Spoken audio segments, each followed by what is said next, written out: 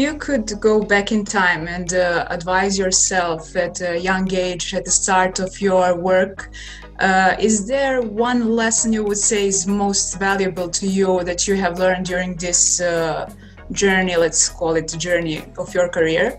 What would you say, how would you advise the younger version of yourself at the beginning of the career?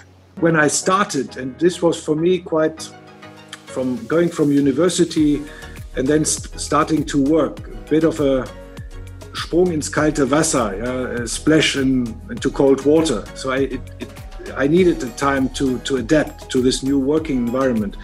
But so looking back, I would say I should have been a bit more self-confident, and also take things easier or take things a bit as they come, because especially in the beginning you cannot influence things that much anyway, and have an open mind, be energetic, listen and be curious, as I said, but also not be too impressed by the know-it-alls, because you will meet a lot of people who give the impression they know everything, they will want to impress you. But in the end, it was actually more the people who are willing to share information with me, which were the much better colleagues, much better professionals, than those who just wanted to scare you to a certain extent. And as I said before, I mean, if you're young, you don't have a lot of experience. You don't know many things, and then you are very responsive to stereotypes, to prejudices, and this is also something dangerous. I think you have to tell yourself, I have to find my own, make my own experience, to form my own opinion. So don't be influenced so much by people who maybe talk too much, and try to form your own opinion. And then again, try to leave your comfort zone as many times as possible, gain experience as much as you can, and I think then you're on the right track. Thank you for sharing your story with us. I could really relate to how you felt at the beginning of your career, and I was wondering, what is the difference between work culture, between Serbia work culture and German work culture? For me, it's difficult to compare. I mean, what I hear from colleagues like Mr. Seliger and many of the representatives here of German business, that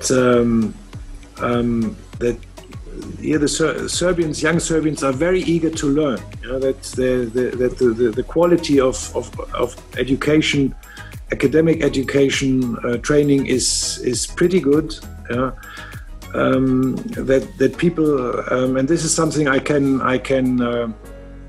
also, I totally concur with, are very loyal.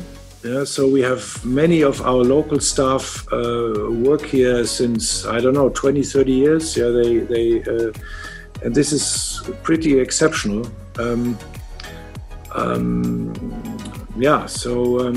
as I said, I think it is, we were talking about brain drain, and how important it is also for Serbia, of course, that you have young, ambitious, well-qualified people working here, but that it's still also very important that especially these ambitious, open-minded people also work abroad and gain experience abroad, and also be able to compare, as you said, different working cultures, trying to learn from each other.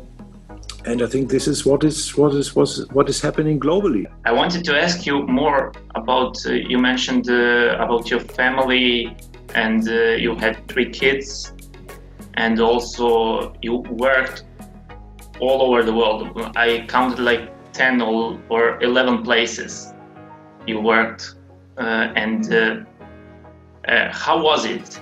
How can you work in different different country, different continent, so and manage one family with kids and wife and so on. Well, that's in my head, that's impossible. Thank you for the question. I think it's my wife who manages our kids and sometimes manages me. No, it's I think we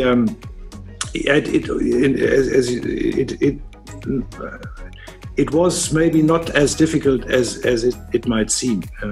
As I said, we have an infrastructure. If they send you from one place to the other, there's a lot of support and assistance from the embassies. So but of course you have to find schools for your kids, and then your partner normally cannot work, or it's difficult to work. So this is also quite a challenge.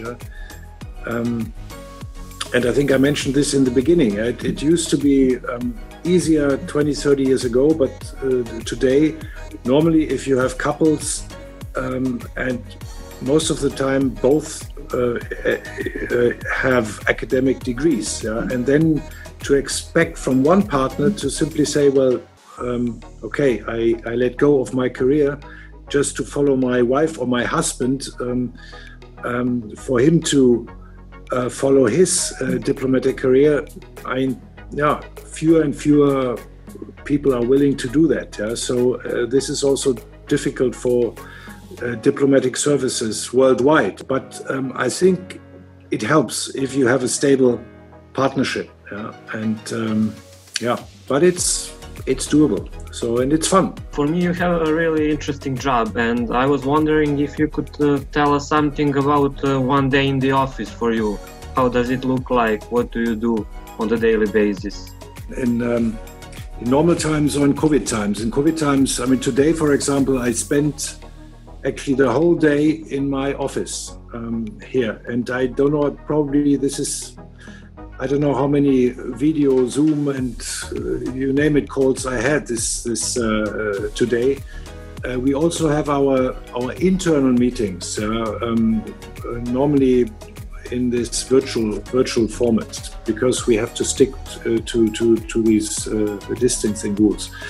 So every morning we have a meeting, an internal meeting. We call it the press meeting. So we have our press officers. They give us an overview about the media situation every morning, and then we have a discussion what we have to do during the day and during the week before COVID. And this is also pretty exceptional, I think, here in Serbia.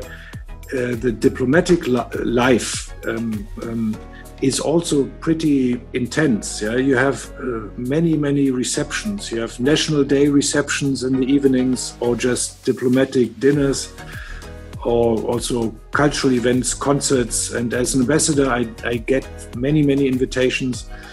Sometimes before the pandemic struck, sometimes I had 3 or 4, sometimes even 5 days per week. I was also busy in the evenings, and this is also sometimes pretty tiring. So I have to say, when the pandemic started, to a certain extent, I enjoyed being able to stay at home in the evenings and not continuing with this diplomatic chit-chat, so to say, until 11 or so in the evening. I would also like to thank the scholarship holders for these excellent questions, for their interest, and I wish them all the best for their promising careers.